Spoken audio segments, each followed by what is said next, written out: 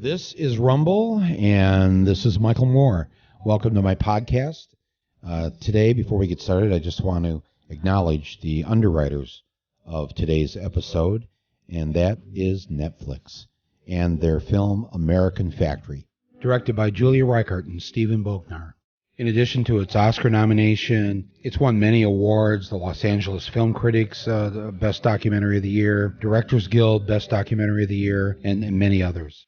It's the story of an abandoned General Motors factory in Ohio and how a Chinese billionaire comes in to save the day. It's fascinating. It's full of twists and turns, and I think you'll really like it. And I thank the filmmakers for supporting this podcast, and I thank Netflix for supporting my voice. And now let's get on with the show.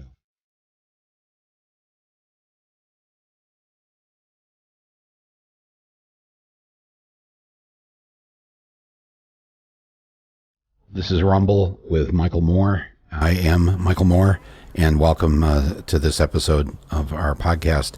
And I would like to welcome here to our little endeavor. We've been doing this now for, about 5 weeks. We have with us today Academy Award winner. Although that's not really what I think of you when I first think of you. Oh, who's coming over today? Well, Academy Award winner Tim Robbins.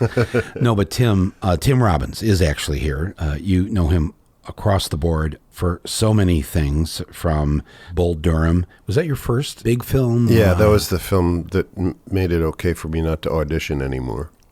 Oh, that must have felt really good. It was great.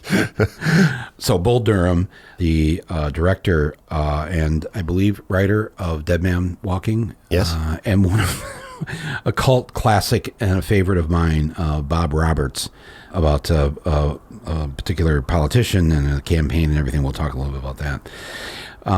But also, one of the main reasons that you are here today is I want to talk to you about this theater troupe that you founded, and the importance of live theater, which is more and more being lost. The drama classes are gone from many of our high schools. If there are still plays, it's because a teacher is taking it on as an after-school project, but it's not being really taught anymore. And I was asked to be on this advisory board of organization that the Arthur Miller Foundation set up. So, and it's basically to try to get to save theater in our public schools. So you went to public school where? Here, right? Here, in New York City. New York City, I went to Stuyvesant High School. You went to Stuyvesant High School. Yeah, and as a matter of fact, a drama teacher saved my life. I was not doing well in my first year. It was a math and science specialty school. I wasn't particularly adept at either, and he told me to get involved in a play, and it was the sole reason I came to school. It was the only way I was able to feel good about myself, because I seemed to have a talent for that. And a talent that you didn't know that you had. No. And you see that's the tragedy of canceling arts programs in high schools, is that oftentimes it's the thing that is the tether for a kid. Right. The reason why they can still motivate themselves to go to school. And dropout happens because people just disconnect completely. And I was almost disconnected completely. So we don't know what would have happened to you. Well, I know what happened to a lot of friends in my neighborhood. Yeah. And that dropped out, and that's not a pretty story. Had you stayed in your math and science program, what kind of awful math or science thing would society have as a result of what you may have invented or given us? I had a physics teacher that helped me out through a test once, and he said, "Please just promise me you'll never become a physicist." I said, "I swear. I swear."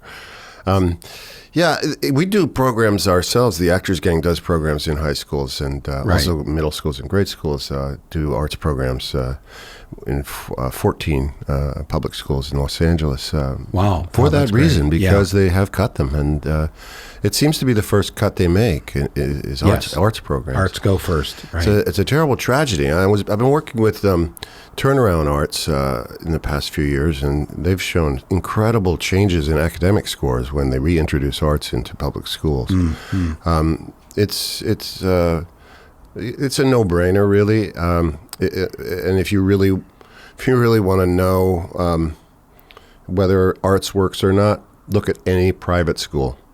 Any private school has vigorous arts programs. Right. They know. There's 4 or 5 plays and musicals a year at the private schools. Yeah. No, boy, that's a very good way to look at it. So you got the bug in high school. Were you in a high school play then? Yeah, I actually directed my first play when I was a sophomore, and I did one as a junior and as a senior. I had been working at a theater in Greenwich Village called the Theater for the New City, and that's how I started to figure out that I could do it. Right. So after high school, you figured it out. I went to college, went to State University in New York at Plattsburgh, up near the Canadian border. Right. For 2 years. The Fighting Plattsburghers. The Cardinals. They actually have a team there. Yeah. Oh, okay. Yeah, they have a very good hockey team up there. SUNY Plattsburgh. Did you play hockey? I played, but not for them. Yeah. And then I transferred to UCLA. And first I lived for a year in California. At the time, college was still affordable, and residents paid a lot less. And so I went out and lived for a year, established residency, worked in a warehouse for a year, and realized I never wanted to work in a warehouse again. And when I got back to school, I had a ton of enthusiasm and drive. And by the end of my time at UCLA, I had found a group of compatriots, and we started this group called the Actors Gang. Right. Okay. So it grew out of that. Were they all fellow students at UCLA, or were they just? Yes. Yeah, they were. Oh, all of you. Okay. Yeah. Well, there was one that was not, but he was always around. And we were one thing that unified us was we were all had a affinity for punk rock music. We wanted to kind of infuse that same energy onto the stage. And so we were kind of the outcasts of our department. And so we found a way to create our own work in UCLA, which was very welcoming to that, I must say. It was a really a great time to be there. Had great teachers and encouraging their students to create, to write plays, to direct plays. I had a thing called the Noon Miracle, where anyone could do a play at noon on Friday.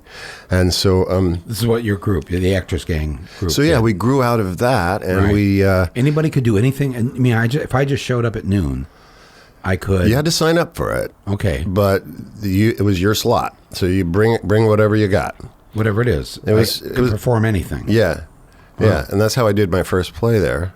It was called Plastic Flowers.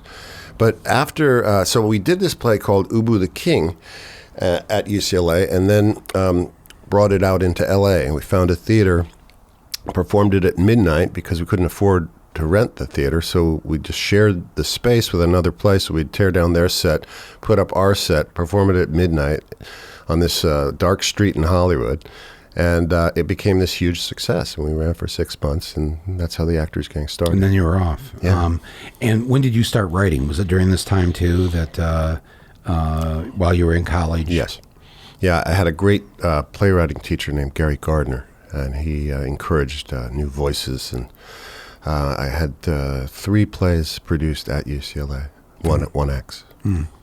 So, okay, so where's the transition from that to how we came to know you? What was there must have been some kind of death valley that you had to walk through. I graduated and was financing the plays of the Actors Gang by delivering pizzas for a place called Jacopo's in Beverly Hills. And listen, if you're going to deliver pizzas anywhere, deliver it in a rich neighborhood, because there's some pretty good tips out there. Right. And so I won this competition when I was a senior there called the O'Brien Awards, and I got an agent out of that. And it took a while for me to figure it out, but eventually I got cast in a new show they were doing called St. Elsewhere. I was on the first 4 episodes of that, playing a terrorist, actually. Oh, wow. And were you killed off? Or I don't know if I should give it away, Mike. Yeah, I think, spoiler alert, 20 years, 30 years later. Yeah, they killed me. They killed the terrorist, of course. Yeah. Okay, good. Or did you kill yourself? No, I was killed. You were killed. Yeah. Okay. Yeah. Okay, so after St. Elsewhere, then... I was doing episodics, making a living. but now you're on the radar. Yeah. You know, people in L.A. are seeing you. Yeah, and I started doing movies, and but every time I would do a job, I would tell my agents I need 3 months off. I don't want to go out on auditions. I'm doing a play, which they thought was crazy. They had a little bit of a contempt for theater, Right. in L.A. Right. But I viewed it as a laboratory, a way to keep growing and to start writing and directing. And so So the Actors Gang maintains itself during all this time. Yes. It's always there. yes. And you can participate in it whenever you want Yes, to. and it's a great way to stay sane in a town like Los Angeles Wow, because, you know, it can get into a kind of, an actor in particular can get into this pattern of you just so yearning for a superficial role because you want to stay busy as an actor. Right. And I didn't particularly want to do that. I wanted to create my own things. And so eventually I got lucky with a couple of good roles in good films, and eventually got Bull Durham, which kind of launched me. How did you get that? How Went that in come about? audition for Ron Shelton. I was also auditioning for John Sayles at that time and got offered a role in 8 Men Out, his baseball that's movie. interesting, yeah. And I had loved Mathwan, and so it was a real, choice I had to make, and my agent convinced me to do Bull Durham, which I think was the right thing to do, even though I would have loved to have been in Mathwan. Right. In 8 8 Men Out. yeah. And I went out and I did well in the audition, and then Ron said, we need to do one more audition. You got to come in and throw. We got to see if you can play ball. And luckily, I've been playing baseball all my life, and I'd never pitched before, but I had played third base, and you have to have a pretty good arm That's at third base. kind of like pitching, right? Yeah. Yeah. You have to have a gun.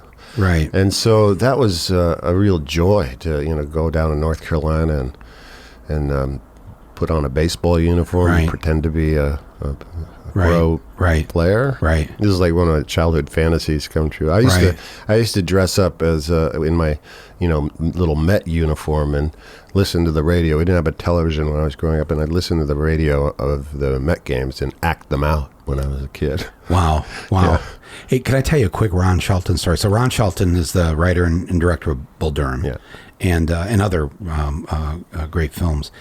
So this is like, I don't know when this was, 1984, 1985. I'm sitting at my, I ran a little newspaper in Flint, Michigan, called the Flint Voice. And so I'm sitting there. It was in an old house. It's a summer. The door's open. There's a screen door. All of a sudden I hear a knock, and I look up. And there's Ron Shelton and the director, the New Zealand director, Roger Donaldson. Yeah. They're standing on my porch, like I don't know. And he introduces himself, and I'm like, and of course I'm, at that point I haven't made any films yet. I'm just, but I went to see everything, and I drove to Ann Arbor constantly to watch all the foreign films and documentaries, and they come in, and they tell me that, and this is when it was very, very, very bad times in places like Flint, with the auto industry beginning now to close, 30% unemployment in Flint. I mean, really, really awful. And a lot of people leaving. And Ron said that I've decided to make a modern day Grapes of Wrath. And the story will essentially it'll take the basis of Grapes of Wrath, but follow a family from Flint moving to Texas or to California or whatever to try and survive. And he was going to write and produce it, and Roger was going to direct it. And they said, do you have an archives of your paper here? Can we just sit here for a few hours and just read about Flint? Wow. I said, yeah, sure. And they did. They spent the day there. They gave me $10 at the end for a subscription. And then they left. The film never got made. That's too bad. I would wouldn't that have been yeah. But I will say that if I were to think about the early thoughts of making Roger and Me, which came out in 89, which I didn't start making until 86 or 87, it was that them there in my living room, essentially, of this office, telling me that actually people would love to see this story. Wow. But I didn't know how to make a movie, but eventually I thought, I could make the nonfiction version. That's so cool. Of this in a way. Yeah, it was very cool. So anyway, sorry to digress with that, but it's just not every day that the writer and director of Bull Durham shows up on your doorstep. Yeah. In Flint. Amazing. Michigan. Amazing. So you mentioned about sitting around or having to deal with whatever the stress is of that next role and being offered roles in crappy crap stuff that you don't want to do. So you seem to be, at least actually through all your career, I don't want to say picky, but you just aren't in 5 films a year just to be in films and pick up a paycheck. Is that a fair... Yeah. I mean, early on, I did whatever I could to pay the rent. But once I had a choice, I was more discerning. But you always had the Actors Gang. You always had your collective of... And I call it a collective, but actually, how is it run? Did you guys start out as... a cell of a communist organization, or that's the theater wing of the Communist Party USA. Okay, let them do their little plays. No, it was just a bunch of young men and women that wanted to do theater that was talking about the world, and it was the Reagan years, and we were scared, and we wanted to answer that, and wanted to tell stories that reflected the concerns of the people that we knew and society itself. And so, we started to tour with the Actors Gang in '89 with a play called Carnage, a Comedy, which was about televangelism. We went to the Public Theater, and we went as the U.S. representative to the Edinburgh Theater Festival. Right. Things started to, when I got more famous, I was able to pay to have a warehouse transformed into a theater. And we had that theater for about 10 years.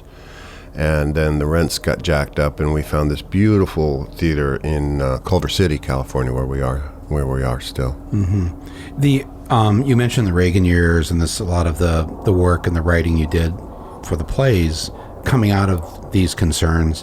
Where did your politics begin? Did you have parents that were progressive and progressive Catholics? So my dad was a folk singer. He came to Greenwich Village in 1961.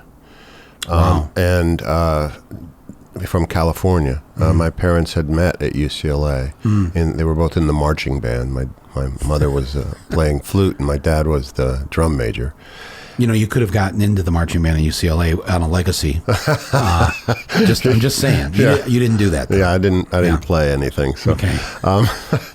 So your dad was a folk singer. He comes to the Village here in New York. And he gets embraced by a community, which he told me this story before he died, and it was really moving. He said he was invited to a living wake for Cisco Houston, who was Woody Guthrie's friend. Right. And he was dying, and they were they wanted him in the room, and all of the folk singers sang songs for Cisco. Wow.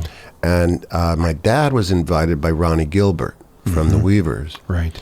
And he said he was crying when he told me this story, and he said, it was just this moment where I realized this community was open to someone that wasn't famous, that they didn't know, but they knew had a love of folk music. And so from there he started singing and became a part of this group called the Highwaymen, who were pretty famous in the early 60s, had a couple top number one hits. Right. And a group at that time, for people maybe who don't remember, or if you're younger, but if you've heard of Peter, Paul, and Mary, the Highwaymen, and the Weavers were a version of that. Kingston Trio from the 50s. Yeah. Wow. So he was in, So he started touring with them and put out 5 albums with them. And but his real love was classical music, and after that ended, he became an actor briefly, was in a few musicals, and then pursued his passion, which was 20th century choral music. If you're looking at something that has less potential for making money, right, it's got to be that. Right. But that was something that was an important lesson he taught me: is you have to follow your passion. You have to be true to what your passion is. And my mom was a working woman, and she was a executive at a publishing firm, and so they brought us up in a very fertile environment in Greenwich Village in the 60s and early 70s. Dangerous at times, a lot of ways to fall off the radar. I saw people, strung out on the streets, knew that heroin was not something that I wanted to do very early on when you see that. And then raised 4 children in essentially a one bedroom walk-up railroad flat. Wow. What street were you on? King Street. On King Street. King Street between 6th Avenue and Barrett. Wow. So were politics discussed much, or was I have 2 very strong memories. One of them was my mother waking me up with tears in her eyes and saying that a very important man was killed last night. It was when Martin Luther King was shot. And I remember that really affected our household. And then a few years later, she woke me up and she said, my sister Adele was at Antioch College at the time. And she woke me up and she said, I want you to be very proud of your sister. She was arrested yesterday for protesting the Vietnam War. Wow. And so they had a very progressive look on life and what was going on, and had friends that would come over to the apartment that were like that. And at the same time, I was in a Catholic school, and that was complicated because the older nuns were they were not particularly progressive, but the younger nuns were very kind, and I think that had something to do with Vatican II empowering the women in the church to have their own voice and to go out and seek community and work with the poor. And but when I got into Stuyvesant High School, I got called down to the principal's office, which always meant you were in trouble, right? And so I walk the walk of doom down the stairs, and I go into Sister Mary Roberts' office, and she says, did you apply to Stuyvesant High School? I said, yes, I did. And she said, well, you got in. And she had this stern look on her face. I said, all right, yeah, great. She goes, you realize that school is populated mostly by Jews. Oh, no. Yeah. And I was like, yeah, so? Right. It's New York City, first of all. Did this just dawn on her that there were Jews walking around New York City? Oh, man. We had one nun also that we had, one person of color in our class, and she used to make, fun of him. And it was a weird environment because you had this progressive bohemian culture that Greenwich Village has always possessed. But at the same time, you had second and third generation Italian and Irish that had a lot of racism. Yeah. And were chasing people out of the neighborhoods. Yeah. And, were extremely homophobic. And 3 doors down from where I went to grade school was the Stonewall Inn on Christopher Street. Right. Where the whole gay liberation movement started. So you were at what Catholic school then? What was the name St. of that? Joseph's. At St. Joseph's. Yeah. And so right there, Christopher, right off Waverly Place. Waverly Place and 7th Avenue there. And then, we'd be out for recess and this dude would walk down the street with leather chaps and nipple rings and a Doberman pinscher and a whip, and we'd be like, what the hell is that? I want that whip. That's the new world coming. Right. So, but how great though. To grow up in the middle of this. And my sister had. You weren't going to get that in Dubuque. No offense to Dubuque. No, but please vote February 3rd. Yeah, please. It was a really complicated and rich environment to grow up in. I mentioned earlier the Theater for the New City. The first thing I did there was run Spotlight for a show called The Angels of Light, Gossamer Wings, which was this really wild show they were originally called the Coquettes out in San Francisco and had become a sensation there. And then the leader of the group was this guy named George Harris, who was calling himself Hibiscus by this point. Now, George Harris is that blonde kid with the sweater putting the flower into the end of the rifle in that famous photo. Pentagon protest. Yeah. Right. And so he went out after that, grew his hair longer, grew a beard, and started to do these wild drag shows. But drag is not really what it was. It was more like epic, production numbers from 1930s Hollywood musicals. Nelson Eddy, Jeanette MacDonald, but guys pretending to be women. It was so great. It was a huge hit. Packed houses every night.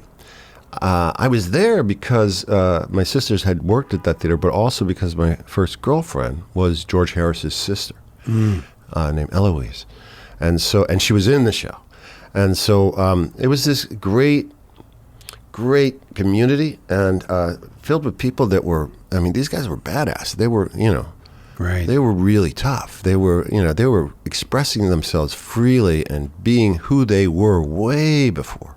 Right. It was safe. Right. To do that. Right. And it's still not safe, even in New York. Yeah. Because there's always incidents of people from outside of town coming in and messing with the people in the village. Yeah. But no, the hate crimes here have really. But imagine in 1971 having that, like, screw you. I am who I am, and I will live in my own skin. Yeah, my mom used to bring us kids here. Her sister lived on Staten Island, so we come from Flint every other summer.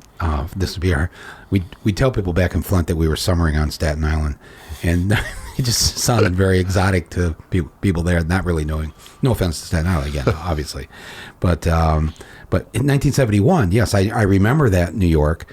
In fact, that was the first time I was mugged.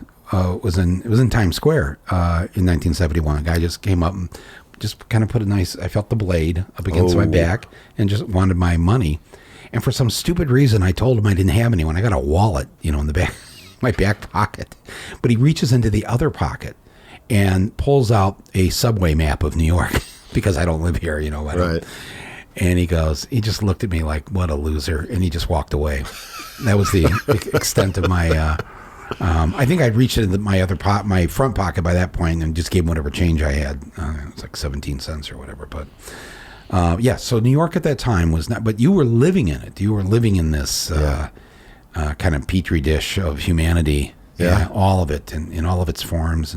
But yes, hard and difficult and scary at some level, but also the fact that you were able to be around all this had to have had this incredible effect on you. Yeah, and by the time I got out into the world, when I went up to college up in upstate New York, and when I went out to UCLA, at first I was like, this is weird. I thought everyone was like this, You don't know when you're a kid. Yeah. And you realize, it's a different world out here. Right. Now, so when you went out there and you were essentially, then you stayed there in LA. Yeah. You kept your theater troupe, actors gang going during this time. And as you became famous, I don't know if other members of the actors group achieved that kind of level of notoriety. I shouldn't say notoriety, but you know what I'm saying. We've had quite a few talented people come through. Jack Black started there. Oh, is that right? Yeah. Wow. Okay. And John Cusack's done some shows. Did a couple shows there, and Helen Hunt. But were people cool with the fact that you were suddenly, you're in Bull Durham, and now you're in this next film, and it's like, how did the sort of collective, food co-op nature of this endeavor? Well, it was all good news because it meant that we could fund a season. Right. Right. I would put the money back into the group. And then I moved back east to raise my family in New York City after I met Susan, and we had 2 kids together, and I had a bonus child from a previous relationship, and so I would run it from afar, but I empowered other people to to run the operations. To keep it going. Yeah. Right. You won your Oscar for Mystic River. God, I'm going to start sounding like the actor studio guy. Where's my cards? So Tim. But you worked with Clint Eastwood. And am I right? Did both you and won Oscars? Sean. You and Sean won for that movie. And I remember when you accepted your Oscar and the really nice things you said about Clint Eastwood. And so here's, somebody whose politics are not yours or mine, but is also one of the great actors, directors of all time. I think it's safe to say that. I mean, it's certainly his canon of films is, regardless of but I'm just curious, how did that work? So by that time he knew who you were and he knew your politics, and he actually came to see a couple Actors Gang shows. He did. Yeah. And actually hired a few actors from it for future projects. I never judge a person based on what other people have written about him or said about him. And, right. And in fact, because you and I know we've been through that. Where things are written about us or said or whatever, and it's like, wow, they have no clue who I am. Yeah. And ultimately, what's more important is how you treat people, right? Regardless of your politics. And Clint was so good to his crew. Everyone felt respected. Everyone felt valued. And by the way, we had conversations. This was around the time when they were cooking up the Iraq War, and Clint was against that war. Right. And so, I don't, the simple definitions, I've long ago abandoned this idea that we have to be tribal. It's not going to get us anywhere. Right. And I'm always looking for ways to reach across to find common ground. And I really respected him and I liked him. And I thought he did an amazing job with that film. People I've spoken to who have worked on his crews, they love working on his films. Hell, you show up at 9 a.m. and you're done by 2. Yeah, no. Everybody has dinner. The concept of having dinner with your family. Yeah. When you work on a movie is so and yet that's how he rolls when he's making a film. Yeah. It's you're not putting in a 16-hour day. You're not slogging through at 2 or 3 in the morning after you've been there since 6 in the morning. And I guess that's a choice, isn't it? I guess that's a decision he makes, that this is how we're going to do this. We can do good work, but we don't have to kill ourselves. Right. Yeah. And that's, I learned a lot from that. And as I learned a lot from, working with Altman, the respect that he had and the love he had for his cast and crew. Yeah. What was that like? Amazing. Robert Altman. It was my film school, really. I asked him at one point why me, and he said, "Well, I've been following your work with the Actors Gang. That's why he wanted me to be in The Player." I was cast in The Player. I met with him, and he said, "I want you to do this movie." And then it was the financing didn't come through, and I was offered this other movie, a comedy, for a ton of money, and I was pretty low on funds at the time.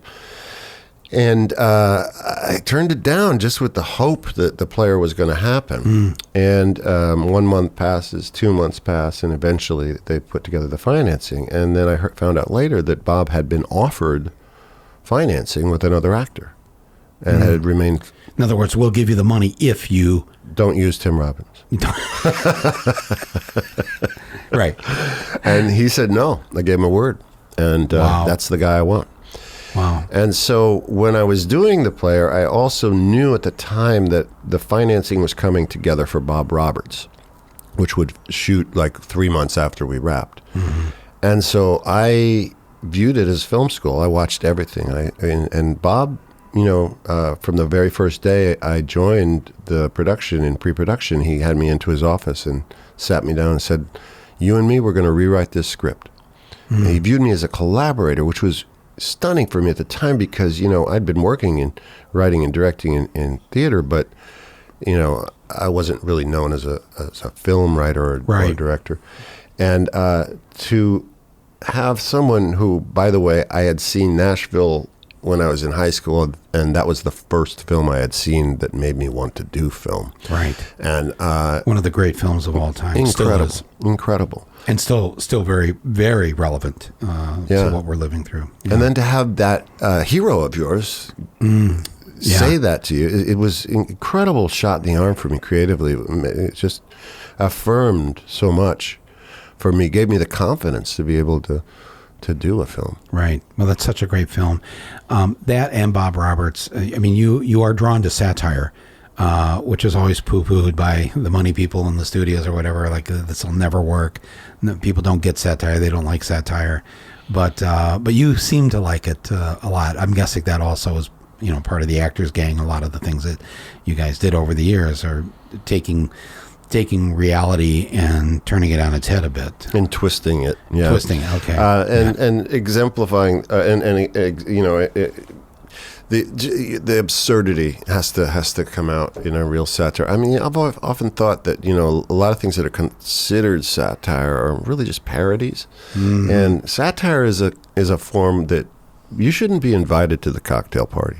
You shouldn't be invited to the to the establishment gatherings after you do a satire. They should be angry at you.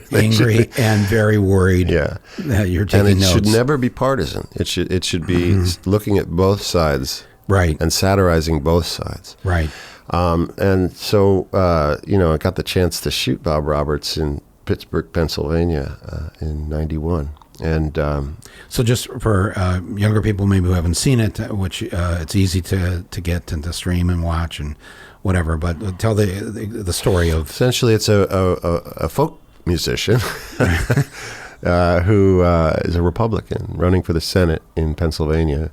He's a very rich businessman who travels around on a bus with a team of economic advisors. Right. They're making millions and millions of dollars as they're on this campaign. Calling in trades to Japan in the middle of the night. While they're on the campaign bus. Yes. And he also has a penchant for beauty pageants. So, successful businessman / entertainer with a penchant for beauty pageants. Wow, why would anybody believe that? While you're writing it, weren't you thinking, okay, this is really we're gilding the lily here a little bit too much here. This could never ever happen, because great satire works best when it has a large kernel of truth in it. That you all of the indications were there at the time. It was and it just needed to be the story needed to be told. Wow.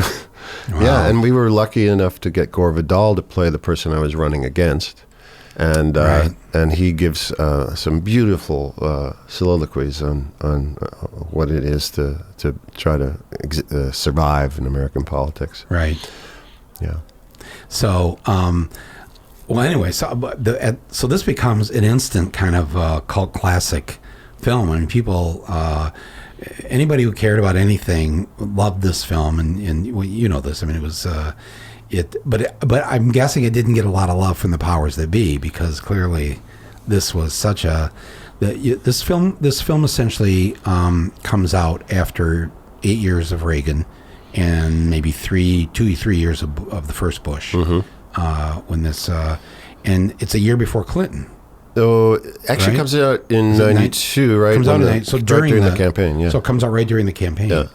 And so this is on everybody's mind, but still, you're 25 years at this point ahead before a businessman who owns beauty pageants is running for president of the United States. Yeah.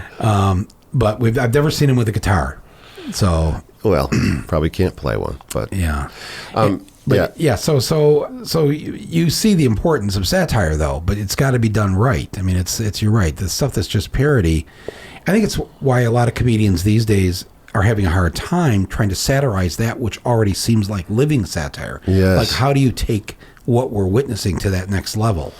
Well, I've actually just written a script. Oh, I see. I was up in Boston shooting this thing called Castle Rock, and I needed something else to do. And so every time I had a day off or a couple of extra hours, I'd sit down, and I had apartment overlooking Boston Common. So, it's where Crispus Attucks was killed, where the revolution started that made an independent nation. And so I started writing this satire about what is happening now. Not about Trump, but really about just this rampant id that is unashamed. And I find that I'm more interested right now, less interested in Trump. There's not much more to say about that. There's just really one job in my mind to do this year regarding him.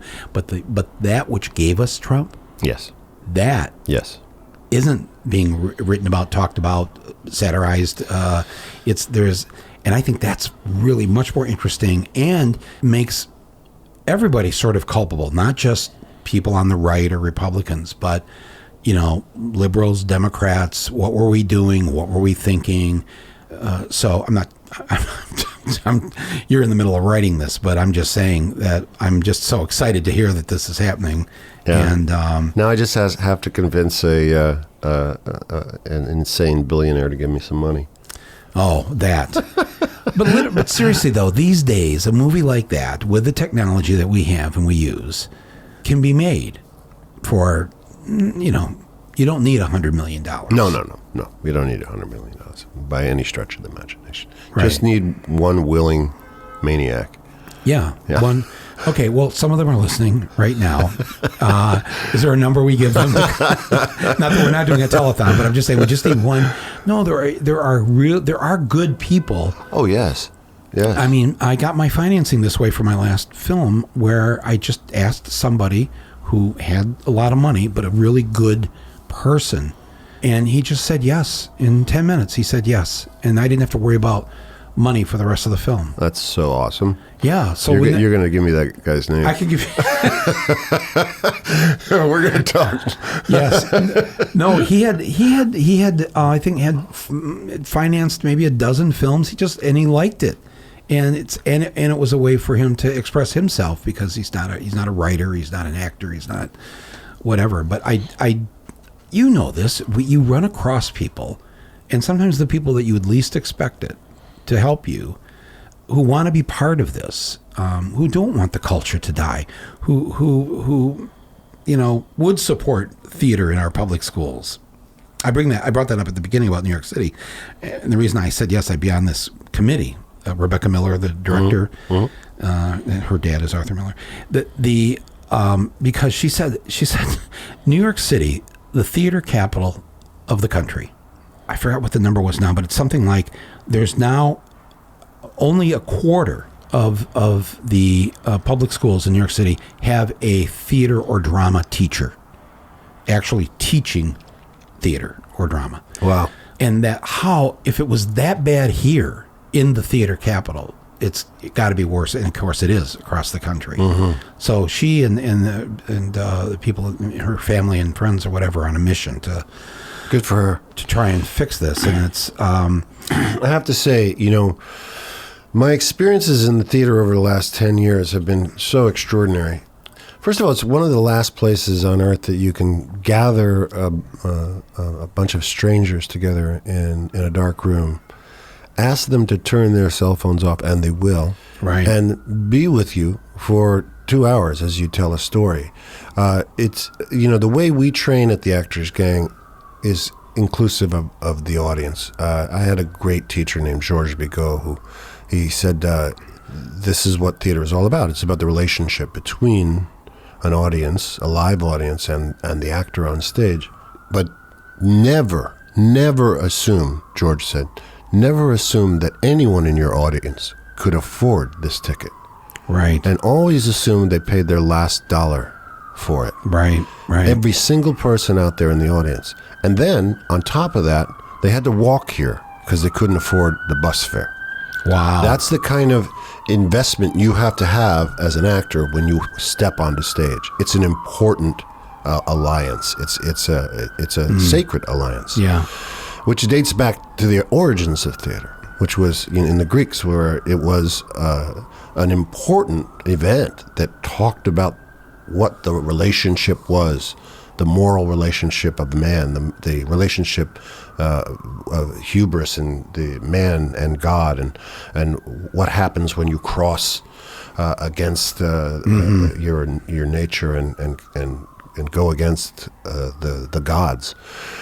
And it was also a way, theater, for artists to maybe say things they couldn't say or weren't allowed to say in society, or with the kind of political structure that existed, where essentially there was a king or a strong man, whatever. But you could get away. The Greeks had figured this out a long time ago. Yeah. You could lay shit in there. Yeah. And people in the audience are going to go, yeah, that's right. That's right. Yeah. And then you have the Commedia dell'arte, where the Italians would travel from town to town doing these shows in the public squares. They weren't in theaters. They weren't invited into the cultural, elite. They would do their shows, and they would do shows that were essentially stories about, two people that were trying to be together and were being kept from each other because of social circumstance. One, the boy wasn't wealthy enough to marry the rich girl. That was the groundwork of it. But on top of that, there was a social satire where they would take on power structures. And then part of the reason it was a traveling company was because they had to get the hell out of town after they finished that story. Right. A lot of guts, these people. Right. And all the Commedia dell'arte companies came out of universities. Right. They were smart people that were engaging the world. And Shakespeare was incredibly influenced by the Commedia dell'arte stories and the whole spirit of that. And so when we're working, that we train in the Commedia dell'arte, we use those stock characters. So what we've been able to do is tour some of our shows in the past 10 years all over the world, in 5 continents, and we've been in 40 U.S. states over our history. Wow. But we were doing a show in China, in Shanghai, a show I had written called Harlequino, On to Freedom. And then at the end of the play, the actor that's playing Harlequino steps out of character and starts to comment on what the story is and what the struggle is between power and the artist. And the play is stopped by, this is in the play, is stopped by an agent of the state who says, you're not saying the right words. Go back to the script. And they start the play again, and Harlequino can't control himself, and he goes off again, and the agent of the state comes in, arrests him, takes him out, and says to the rest of the actors, continue the play. And so the actors start to try to continue the play. Our first performance in China, this is 2 days after Trump is elected, the actors start to try to do the play after the guy's arrested. One of the other actors puts up their hands in solidarity and walks off the stage. At that point, the entire Shanghai audience erupts in applause. Wow. Uh-oh. And then the next actor puts up their hands and walks off stage. The audience applauds again. And puts up, when you say puts up their hands, because it like they were being arrested. They're like, hands up, don't shoot. Hands up, don't shoot, and I will not perform in this play anymore. I'm walking off. And to hear the reaction of that Shanghai audience was just so deeply inspiring. It was like we were doing something. We were allowing them an outlet to celebrate defiance of the state, solidarity between artists. And I thought, well, we're going to get censored here. We're going to get kicked out of this country. We went down to Beijing. We got censored, but not for that. We got censored for a bunch of dick jokes that were in one of the scenes. And the translator had told me, listen, I was having a hard time translating this because the government really wouldn't allow me to use any kind of animal imagery in the skit. Right. So they allowed vegetables. They allowed kind of jokes about zucchinis and right. And we got censored for that. They made us That's actually very, very wise advice, though. To if you want to get the political thing that you're worried about being censored through, give them something even worse, like things to do that are sexual or whatever, and then so all their focus will go to that, and they won't think about. But in a way that you made a movie about this back in the 30s where there's a theater group, Cradle Will Rock, the Cradle Will Rock, and it was a WPA, a Roosevelt thing where they helped to fund theater groups and writers and whatever. But in this particular play, it had gone too far and crossed certain lines. And it's a beautiful film. I don't know if you think about it much these days, but thank you. I do. It's really, again, another one of your prescient works, 20 to 30 years before its time. But if the Cradle Will Rock, if you have a chance to watch it, it's about but it's based on a real story. It's a true story. It's a true story. And what moved me about that story was it wasn't a big political act. It was one woman who was an actress. When it came time for her song to be sung, she was being forbidden from singing it, and she stands up in the audience and starts to sing. That's a true story. And I thought, well, that was the hook for me. It was like the courage it took her. She was basically risking her future. She was going to get fired and she wasn't going to be able to work in theater. But she said at that point, no, this is my song and I'm going to sing it. And that power of the individual to create a movement, because after that, all of the actors started to stand up in the audience and perform the play. They were forbidden by the union, by the way, from performing the play on stage. So they said, okay, well, we'll perform it in the audience. Right. And was this the group Orson Welles was part of? And, This was... when he was a young man. Yeah, he was a maverick director, a young man. And this is 21, 22 years old. And before the Mercury Theater. Right. Wow. So this, this kind of energy, this kind of live, potent, energy is something I've been addicted to my entire life. The power of theater, the possibility of reaching the hearts and minds of people in a live event. And we're starting to experience this. We have when we were running New Colossus.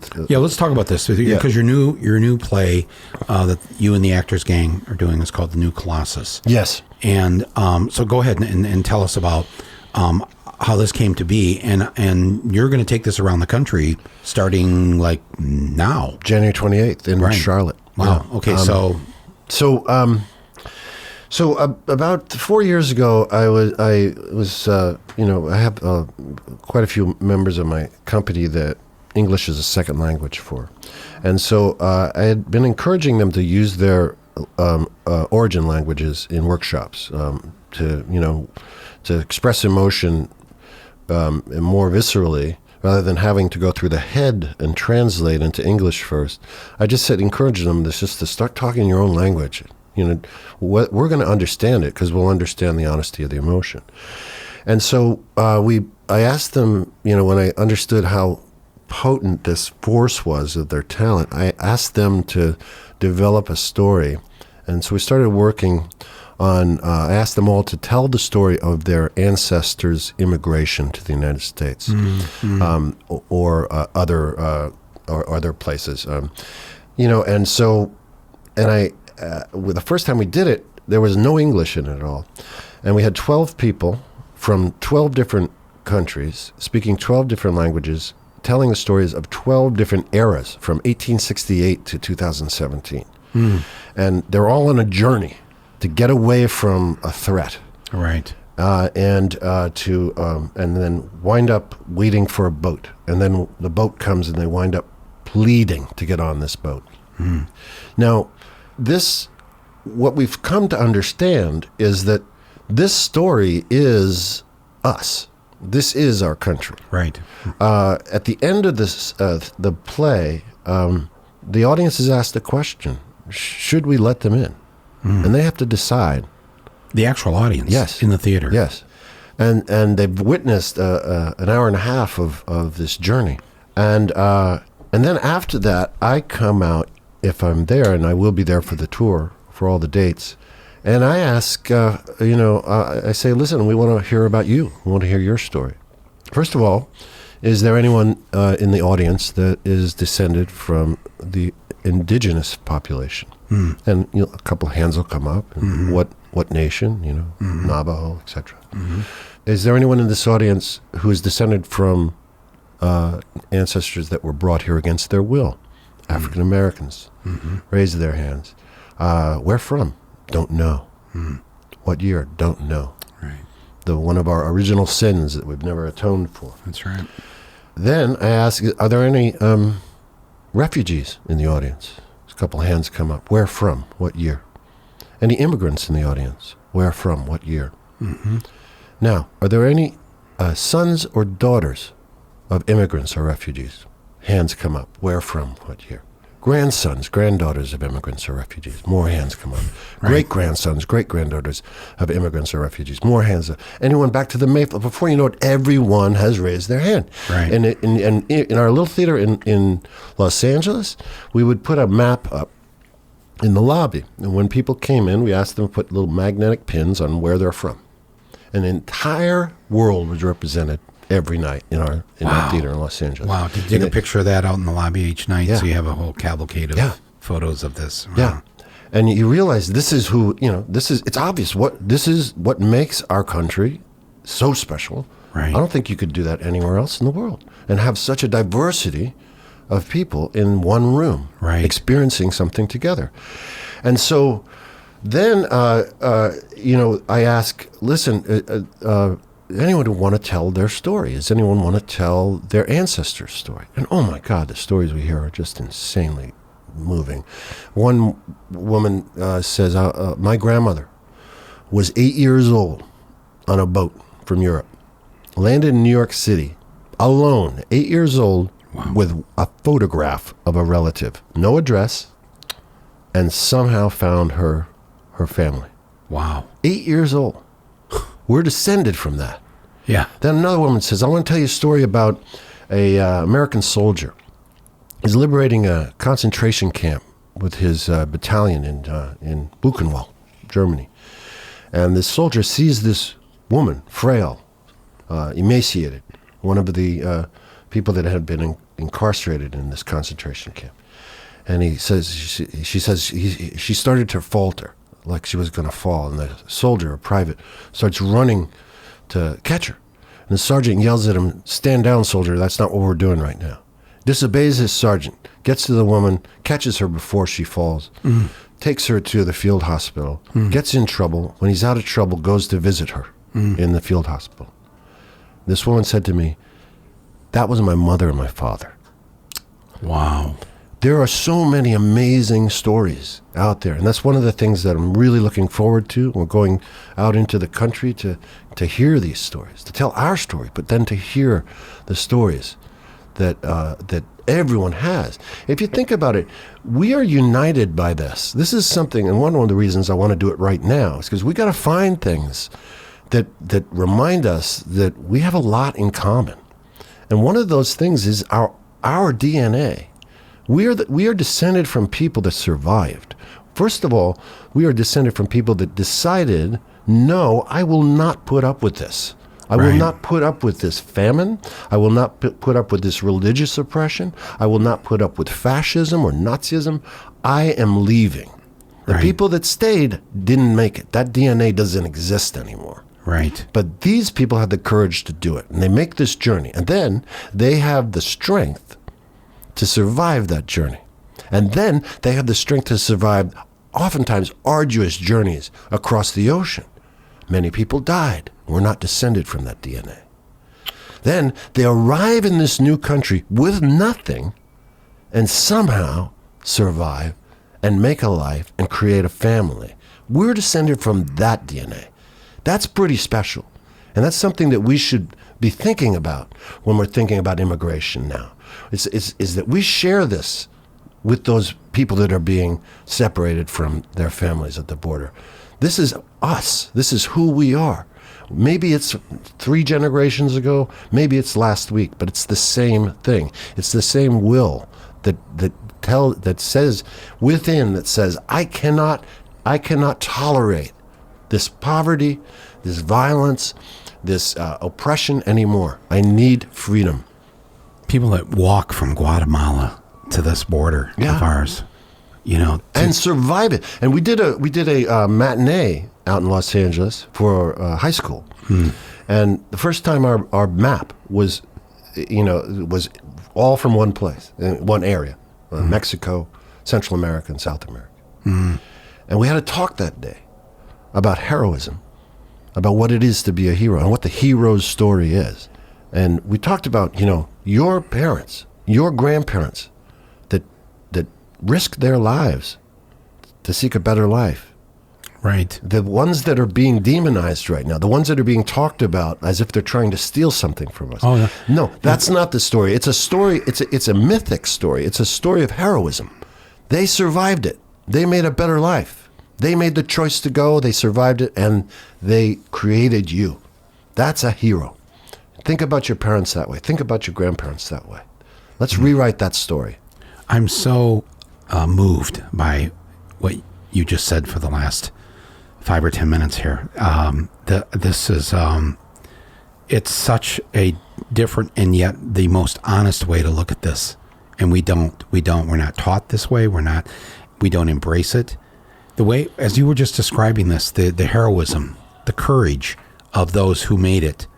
If you've walked 500 to 1,000 miles because you want to be in this country, that's how bad that you want to be my neighbor. I actually want you as my neighbor because you're the kind of person that's got the strength and the wherewithal, not just to survive, but to make a better world. You're starting just with your own family. You've got a baby, and then you're willing to risk the baby being taken out of your arms and put into a cage.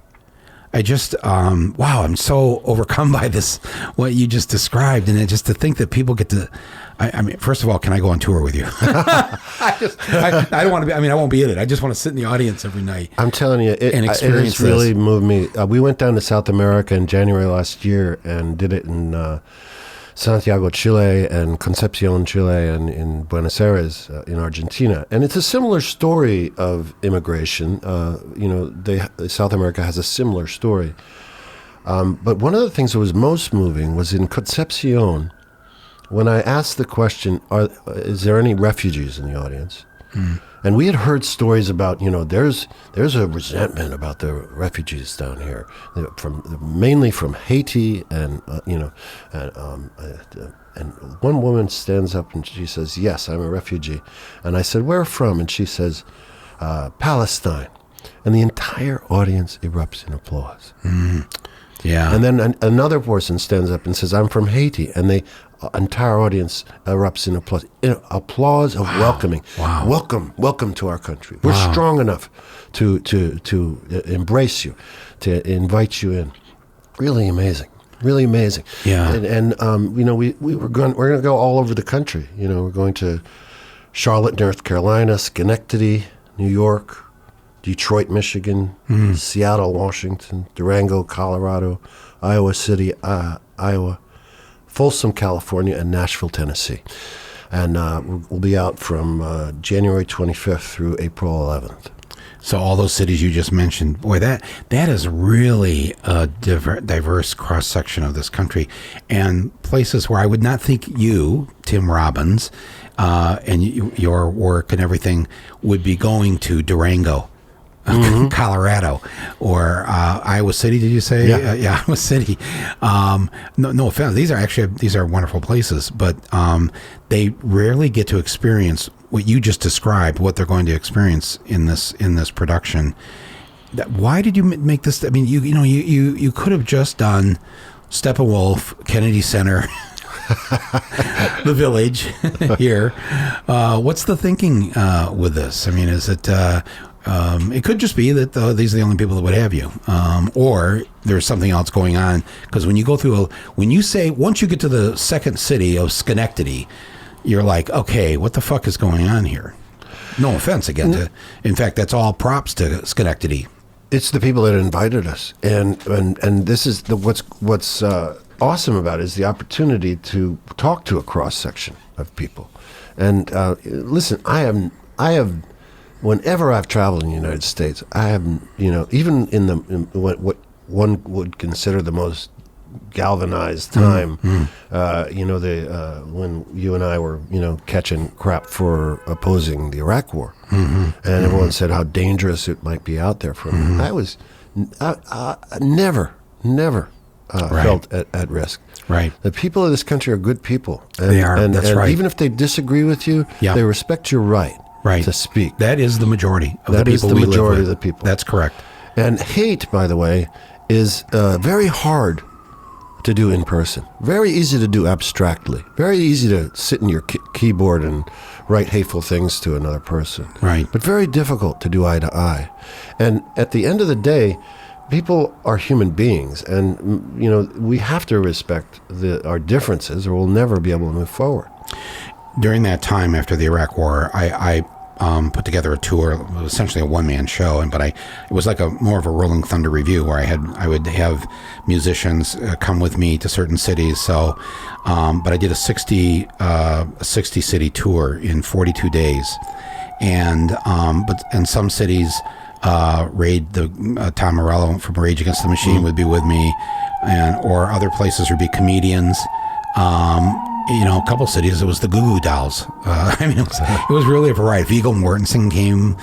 Just different people did this, and it was. I think they're really coming to take us away now. I'm like, if anybody listening to this on your whatever device you're listening to it, I do not have a sound effects person. We are actually in the middle of. When we're doing this show, the new Colossus in Los Angeles. Yeah. The actors are trained so that if that happens, they all hide. So the whole place stops and they hide until the sirens go away. Right. If you and I just ducked under this table right now, though, nobody would see it. It wouldn't have the same effect with the sound. But no, that's very funny, actually. I'm going to use that next time. The person won't be sitting in the chair where you're at, and all of a sudden I'll just dive under the table, and they'll be like, what's going on? Turn the lights out. Turn the lights out. Is there something I don't know? Well, yes. What you don't know is, or what you should know is, they will. If we're doing our work, they will eventually come for you. So, but hopefully, we're far away from that at this point. I believe we are. But I'm saying what I was saying was even then, even during it, I remember going down to San Antonio, Texas, during the heat of this problem, to the Final Four, a kind of athletic crowd, and. Not one person said anything. I know. I actually was there too, because it was Detroit. That's right. Playing San Antonio, and I went to, I think, Game 7. And so my buddies and I from Michigan, we're Pistons fans. So. Oh no, this was the Final Four. But Final Four. Okay. I think that happened around the same year. It was around the same. Yes, it was. And but we were afraid to go because Fahrenheit 9/11 had just come out, but it was again. No, that's not. And the Slacker Tour I did is what we call it, the Slacker Tour of these 60 cities. The largest crowd was in Gainesville, Florida. Wow. Not San Francisco, not Boston. It was the last place I expected it in Florida. But that proved to me what you just said, that this country we live in is not exactly what some people are afraid that we've become, and yes, we have become something that we need to fix. But generally, that's why I have so much hope in this election year. I'm not, yes, I do understand that Trump can win again. He will not ever win the popular vote. I believe this, if Hillary won by 3 million, this time the Democrat, I've been saying this, is going to win by 4 to 5 million, but could still lose the Electoral College. Trump could still win with the Electoral College. But I'm not going to live on that kind of fear. I'm going to trust that my fellow Americans know what's what, and just enough of them have had it with what they've seen. And I don't think I'm being foolish about this. This is why I told the people on my first podcast I'd stopped working on the film I was working on because it wasn't going to come out till next October, and I wasn't going to spend this whole year, someplace making the movie, and then 3 weeks before the election you get to watch it. I felt like I needed to do something all year long, and so thus out of that came this podcast, so that I could talk, every week, more than once a week, to people, and talk about the things that they're thinking about, and what can we all do together? How can we organize? How can we use audio as an organizing tool? That's kind of what's behind this Rumble podcast here. What we need more discussion. We need more open forum. Yeah. Yes. Well, that is the purpose of this. And what you were saying about the theater too. I'm sorry to keep going back to this, but I just want to encourage people to support their local public schools and their drama departments, and give kids the chance to have their voice heard on a stage like this. It's and like you say, the last few years, if you've gone to any kind of theater around the country, there are some amazing things going on. I've seen some amazing plays and one-woman shows and all this stuff, and it's also a place of community. Yes, that's right. It's a place where you can gather with other people, like a town square. Yeah, that with a you roof. do not know necessarily, and you can create community through your shared laughter, through your shared emotion, through your grief, through your fear, and through your anger. It's a very healing thing to be able to sit in a room with other people, and experience a human story together. I decided to do my own Broadway show like 2-3 years ago. It was a one-man show that I wrote, although it had a few characters that came in and out of it. But Tim, it was like, now you've done this since high school, but I was so every night. I couldn't wait to get to the theater. They had to beg me to do 12 weeks of it. And I'm like, oh God, 12 weeks, the same thing every night, And seriously, by the end of the second week, I wanted to do 20 weeks because I had just going down 7th Avenue. I would just well up with this sort of, I cannot believe I get to do this. I'm going to stand on a stage. There's 900 people in my living room. Yeah. And I'm going to have essentially a conversation with them, even though I'm going to be doing most of the talking.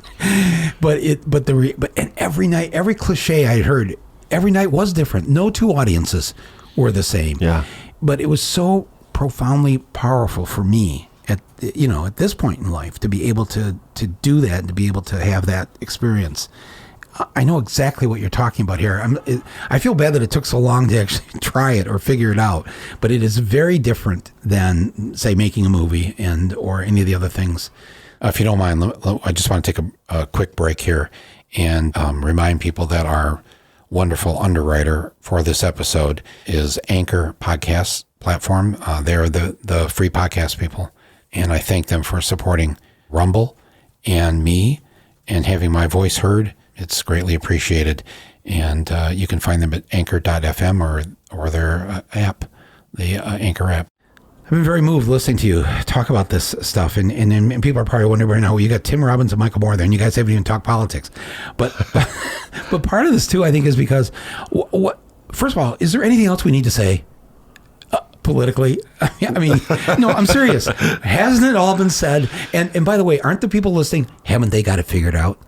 On some level, right? Well, maybe they don't, but that's okay too. It's it is okay. Yeah. I'm a huge supporter, actually, not of the largest political party in this country, the non-voter party. It's 100 million strong, and I do not put people down if they don't vote. I actually see it as an act of civil disobedience because I know that most of them love this country, care deeply about what's going on, and have just checked out. Have had it, they can't take it anymore, whatever the reason is, or just believe that they've been so let down by politicians and people in power. Whatever it is, they are actually refusing to participate in something that they see as that it's actually a greater evil than wanting to be a participant anymore and as a voter. Now, I'm not, of course, before everybody goes crazy, I'm not encouraging people to stay home and not vote. If anything, I'm spending the bulk of this year. I think if everyone listening right now got 3 non-voters to vote, boom, right, everything changes. Oh, absolutely, yes, that's it. So it just and the way to, I think, get them to vote is not to shame them, not to go to the reason, ask them why they're going to tell you reasons, and you're going to go, oh yeah, that's true. Oh yeah, that's true too. And you're like, okay, now what? Okay, what can we do? Because actually, I feel kind of the same way that you feel about all this, say, to the non-voter. How can we together work our way out of this? Because the way it's going, if it continues, is a very slippery slope. You know, I still can't get out of my head the first time Stephen Colbert introduced Trump when he came out on the show during the campaign. And Colbert goes, "Ladies and gentlemen, the last president of the United States, Donald Trump." I'm like, it was so funny, but there was also like, oh, whoa, that's a thought. Yeah, I think these people, there are many people that just need a reason, to vote. And, perhaps what they don't want to hear is they don't want to hear that they have an obligation to vote for someone because someone is worse.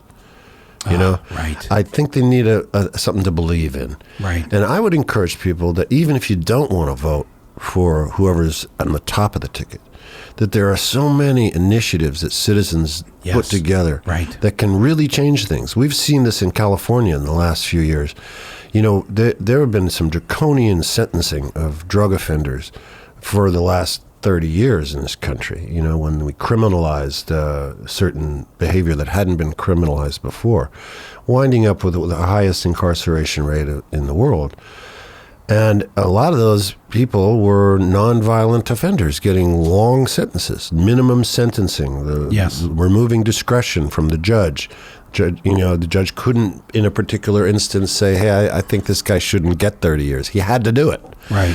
And so we've had initiatives on the ballot in California that have changed that and have made us revisit what we've done in the past. And for example, we were putting a lot of kids away. Right. People convicted when they were 15, 16 years old to life imprisonment without parole. Right. And we passed a measure a few years ago that changed that. Right. And made those kids who are now adults eligible for parole. Right. And we work in the prison system with the Actors Gang out there, and we see the change. We see the hope now reinfused in people wanting to make their lives, first of all, in prison safer, but then also trying to figure out how to survive when they get out. Right. And California had eliminated arts in corrections when we first started our program. And we just asked where we were working. We were asked for the key in and the key out. And we didn't ask for funding or anything like that. Kept our programs going. And somehow got some traction with the Department of Corrections. And now we're in 13 prisons on 15 yards doing theater programs with people. We've had incredible success, 89% reduction in prison infractions for people that have been through our program, and a 10% recidivism rate compared to a 60% recidivism rate in the state of California. It works. Arts works. It taps them into something that reminds them of their humanity. It reminds them that they have potential. And when the prison system is taking this seriously, the fact that they're going to get out, and why do you want someone to leave a prison with less tools to deal with their emotions than when they came in? Isn't that just going to lead to more crime on the outside? Once they've started to understand this, things are starting to really change. And that started with initiatives on a ballot. And so I'd encourage everyone to be aware that you can change things in that way. The legalization of marijuana has happened because of ballot measures. That's right. Well, in Michigan in 2018, a state that had voted for Trump in 2016 by just 10 or 11,000 votes, a lot of us thought we've got to get ballot initiatives going here. We got to follow the California example, and so to bring out those communities that feel the most affected by this, and so the youth vote almost doubled from the last off-year election by putting the marijuana, and we made it. It passed by like nearly 60% in Michigan, but we also had a ballot proposal to make it a crime to gerrymander or voter suppress. And we put it in our Constitution, and that passed by like 62% to end any kind of gerrymandering and to take the drawing of the maps out of the hands of politicians and put it in the hands of citizens. And oh man, the turnout was incredible. And by having such a great turnout, instead of pushing, hey, come on and vote for this politician, the result was once in the booth. This is what we ended with. It was all Republicans in Lansing, in the state capitol, that ran the state, the governor and all that. No Republicans won. All removed. Democrats. So we have people listen to the podcast. They know I've been talking about this, but I just want to encourage. There's still time to do ballot initiatives. We're just at the beginning of the year for November. There is time to get the signatures and time to get this in your states. You can do ballot proposals to raise the minimum wage, climate change, the Equal Rights Amendment. If your state hasn't passed it yet, we could do that. Criminal justice reform. Yes, yeah, all kinds of. Look at the state of Florida in 2018. The Florida, again, another Trump state, voted to allow felons who had, previously, even though they were out of prison, couldn't vote, gave them their right to vote back. Mm-hmm. Just happened in New Jersey too. Yeah, no, this is. I'm so glad you brought this up. This is such an important way to bring out the vote, because what we ended up with in Lansing is we have a governor, we have a black lieutenant governor, a lesbian attorney general, and a single mom who's the Secretary of State. That's what's running Michigan now. And we removed 2 Republicans who are represented white suburban Detroit. They got moved out, and 2 Democratic women, are now our members of Congress there. So this does work to get involved in other ways to go and convince people to come. But I love your idea. Just think of 3 people, 3 non-voters, and embrace them. Don't shame them. Embrace them. Listen to them. Don't tell them what to think either. No, exactly. It's like I've been saying this on. So even I support Bernie, and I think you have come out also for Bernie. But man, don't sit this out. These primaries. If you like Mayor Pete, go and vote for Mayor Pete. If you have loved Biden for years, go vote for Biden. Now's the time to get involved. Because there is a bit of a variety of people that you could say, yeah, that person more closely aligns with what I believe. Just go. I'm happy for that. I'll try and convince you why I think Bernie might be the best, but to listen to me. Just do what you think is best. But get in the pool. Everybody in the pool. Yeah. And we're gonna have a better country. I'm convinced of that if we do that. So yeah. Hey, just before you go, I hope you don't mind. I want to share this very kind story of you and something you did for me, if you don't mind. Okay. I don't know if you know what I'm referring to, but it was the 3rd day of the Iraq War, and I'm out in Los Angeles because Bowling for Columbine had been nominated for Best Documentary for the Oscars. And there was a lot of talk, should they even have the Oscars? They were thinking of canceling it or shortening it. They were talking about actually not having the documentary category on because they were afraid possibly of they didn't want any politics or any disruption. And remember, 70% of the country supported the invasion of Iraq and supported George W. Bush. They had a very high approval rating. And so I'm sitting there. I'm very nervous. I'm kind of alone there in L.A. With a couple family members, and you called me. And said, hey, how would you like to come over to lunch? This would be the day before the Oscars. Come over to lunch. We're actually just around the corner from where I was, and there in West Hollywood, and just come over for lunch. I'm going to invite a few people, and we could you're probably trying to think of what to say in case you win, and we can talk. And it was so. I thought, oh my God, I felt so less alone. And I come over to your place, and there was, around the table, Sean Penn, Eddie Vedder, this is going to be the biggest name-dropping thing of all time, Don Cheadle, Gore Vidal, you, Susan, who else was there? Now I can't try to remember. Clooney was there too. George Clooney was there. And so you all asked me, so what if you do win, what are you thinking of, like, how to get through this alive? And I said, I don't know. I've been thinking about it, and I don't. And so I said, well, what would you guys all do? And each of you went around the table, and told me what your Oscar speech would be if it would be on this, because now the Oscars, this is going to be like the 5th night of the Iraq War when the Oscars are being held. Right. And it was so helpful to me just to feel a sense of community with people that cared. And you all had incredible Oscar speeches, by the way. I mean, I wish I taped it or whatever. I think if I remember yours, you had mentioned that you had gone to Catholic school and I had gone to Catholic school, and you had said something.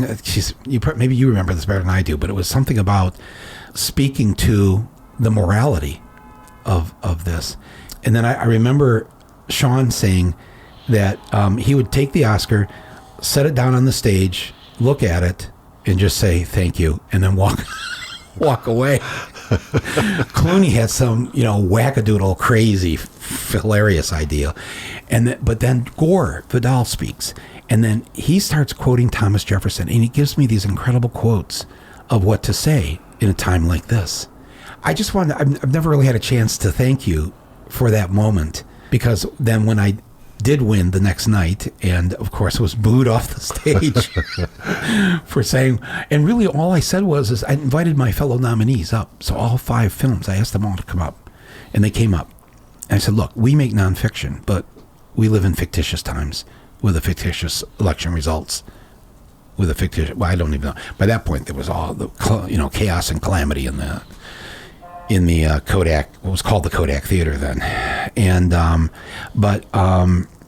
they shuffled me off the stage. Security was called. Steve Martin's joke about Teamsters were now at this moment, right after like 5 minutes later, Teamsters were loading me in the trunk of their car. Was not that far from the truth.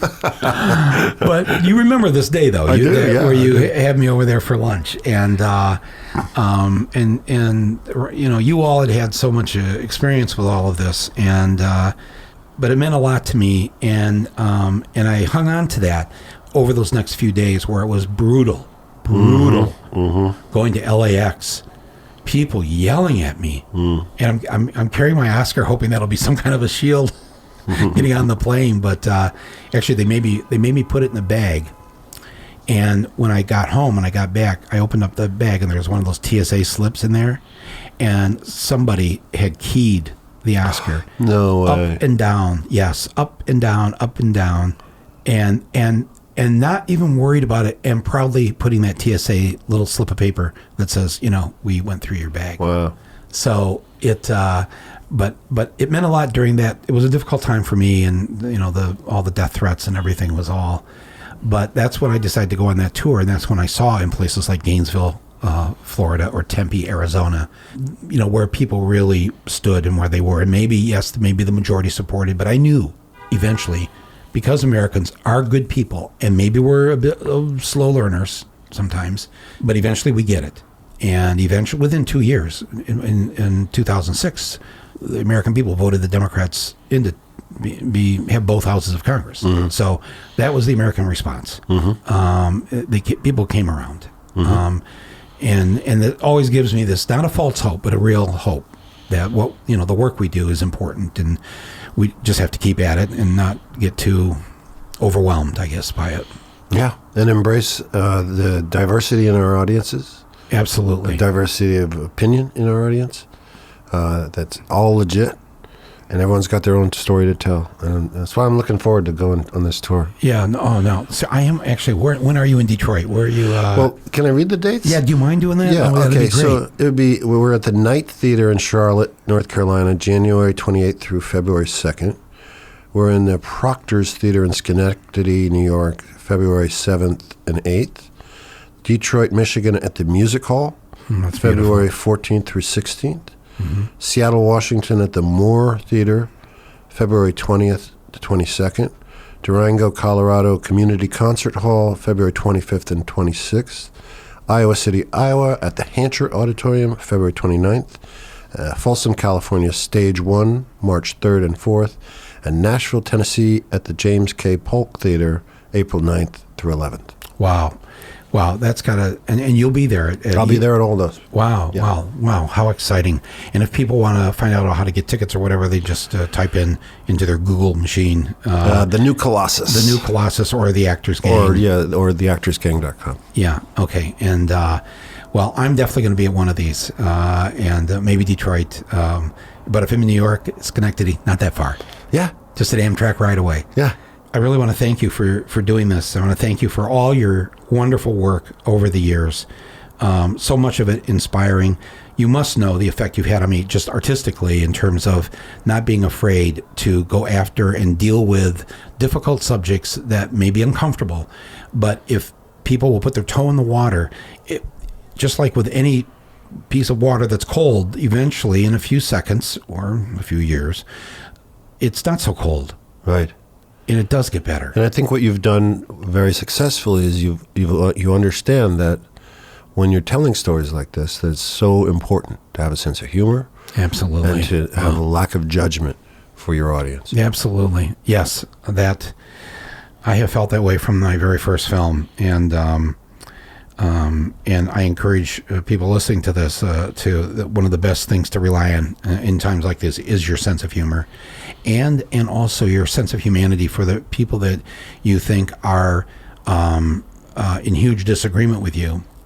This happens to me like sometimes when I'm sitting on the plane and the person next to me, I can see they're very uncomfortable because they, you know, and they will eventually bring up they'll say I'm a Republican and blah blah, and I'll say yeah.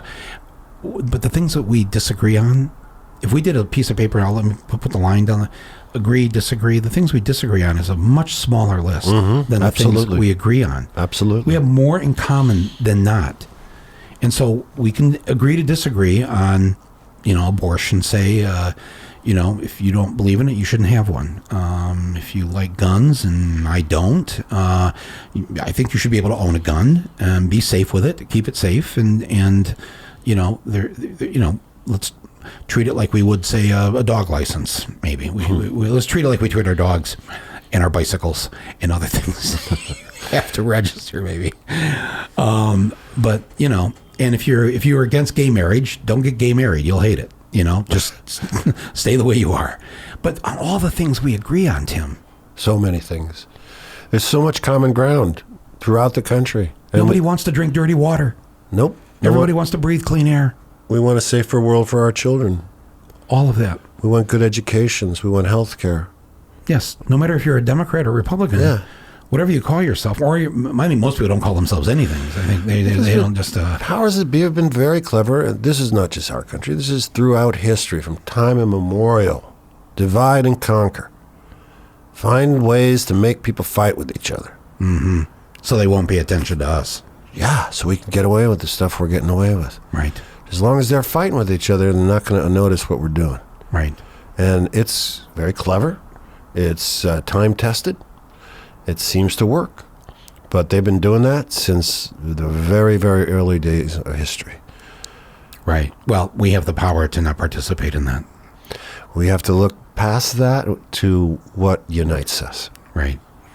Thank you, Tim Robbins, for being on Rumble here today. It's a great honor for me to have you in my little podcast studio. This used to be the guest bedroom. No more guests for you. I know, I feel bad. I announced that on the first podcast, and I thought immediately family and friends are listening to this. And I'm like, I went out and I bought an air mattress. So please come see me if you know me. You can still stay here, but it's now a podcast room in an apartment that sits on top of a movie theater in New York City.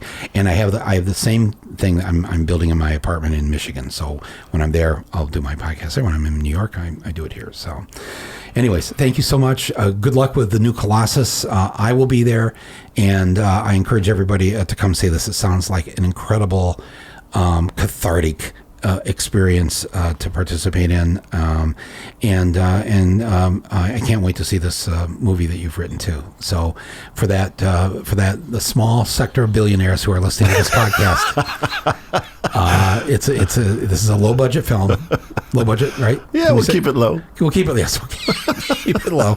But I probably won't get paid. That's okay. Oh no, that's not okay. But thank you for that.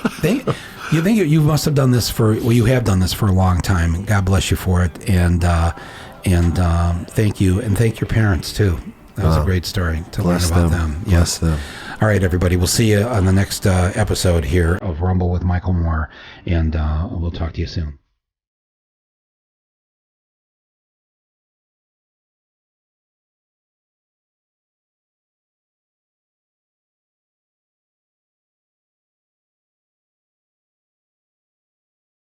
And thanks to everyone out there who's listening to this episode today. I really appreciate it.